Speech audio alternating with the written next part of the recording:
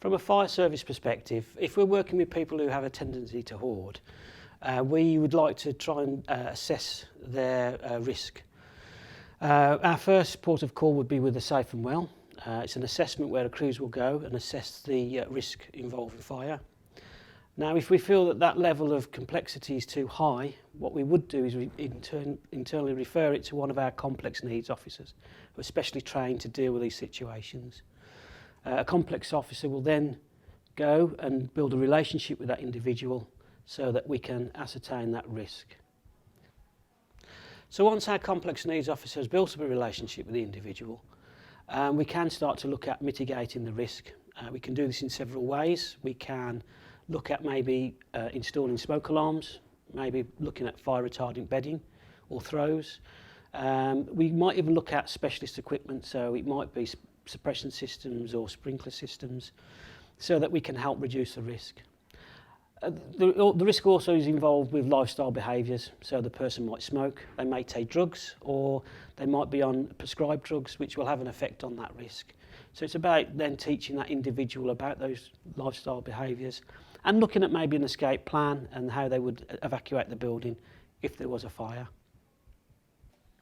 When working with individuals who have a tendency to hoard, it's very difficult to work as an individual partner agency.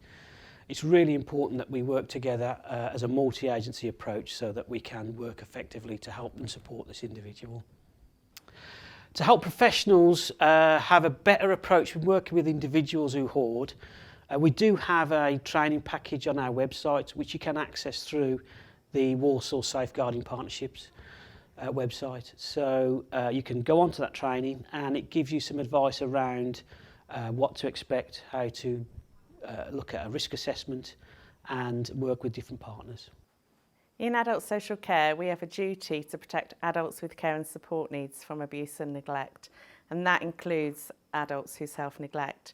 But we can't do that alone. We need to work with our partners to understand the risks and to build rapport and build a relationship with those individuals. Often people who self-neglect, of which there are many in Walsall, will not want any help. They will turn you away. And that's where we really can't understand what's going on and help support people. So often they will trust somebody. It might be a family member, it may be a police officer, it may be a nurse, it may be somebody that they trust that they will allow into the house so that we can build that relationship and build that rapport and help them to access the care and support that they need. Everybody has their part to play, and we're keen in adult social care to work together with our partners to understand what's going on for people so that we can help them achieve some better outcomes for themselves. So if you're worried about somebody who's self-neglecting, that might be somebody that you're working with, it could be a family member, a neighbour. Don't ignore it. Please do ask for help. That person may have some underlying mental health issues or physical health issues. They may need to see their GP and access some support around that. You may need to refer to adult social care and they may need to coordinate some response around some of those risks. You may think the fire risk is really high.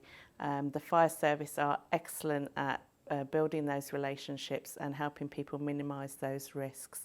So please don't keep quiet about it. Please do make a referral to the relevant agency who you think might be that first port of call to initiate a multi-agency response around that individual.